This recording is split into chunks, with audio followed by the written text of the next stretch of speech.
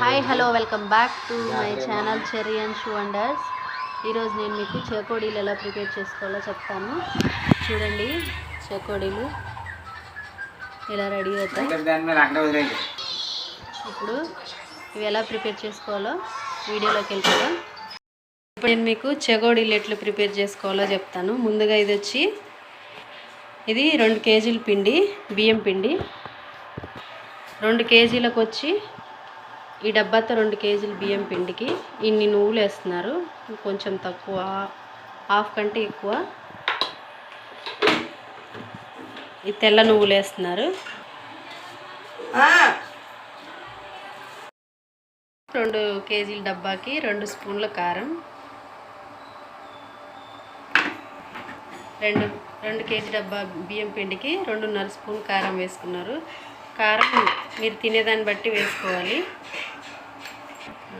అలాగే 2.5 స్పూన్ ఉప్పు,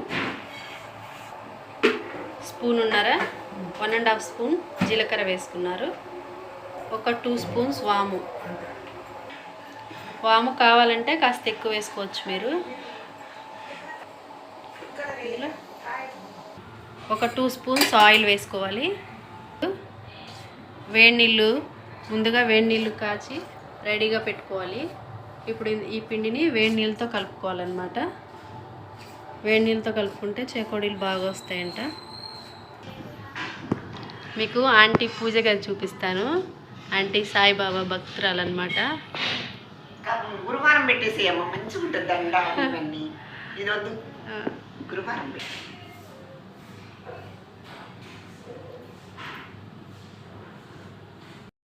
చెకోడీలు, పెద్ద చెకోడీలు పిండి కలిపిన తర్వాత ఇలా రెడీ అవుతుందన్నమాట.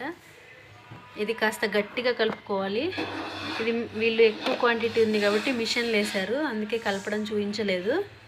మనం కొంచెం ఇంట్లో చేసుకుంటాం కాబట్టి లైట్ వాటర్ కొంచెం వేసుకుంటూ కలుపుకోవాలి. ఇలా గట్టిగా ఉండాలన్నమాట పిండి. తర్వాత ఎలా రెడీ చేస్తారో చూద్దాం.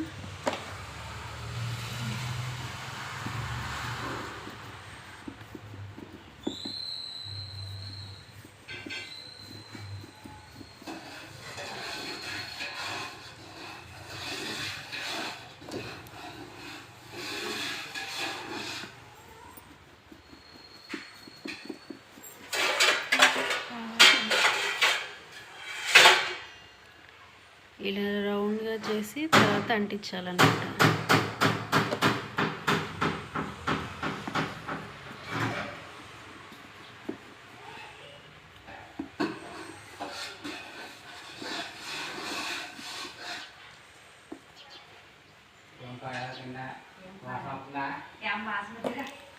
నెక్స్ట్ ఇవి ఆయిల్లో వేసి ఫ్రై చేస్తారనమాట. ఆయిల్ వేడెక్కాక ఇలా వేసుకోవాలన్నమాట.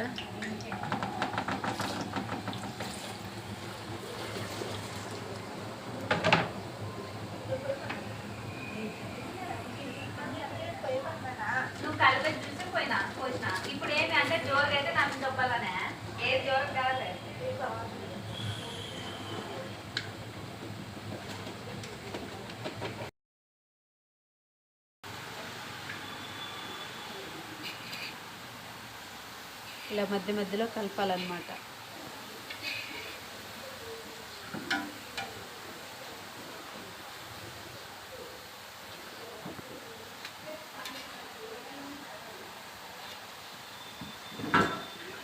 వీటికి మంచి కలర్ వచ్చే వరకు ఫ్రై చేసుకోవాలి.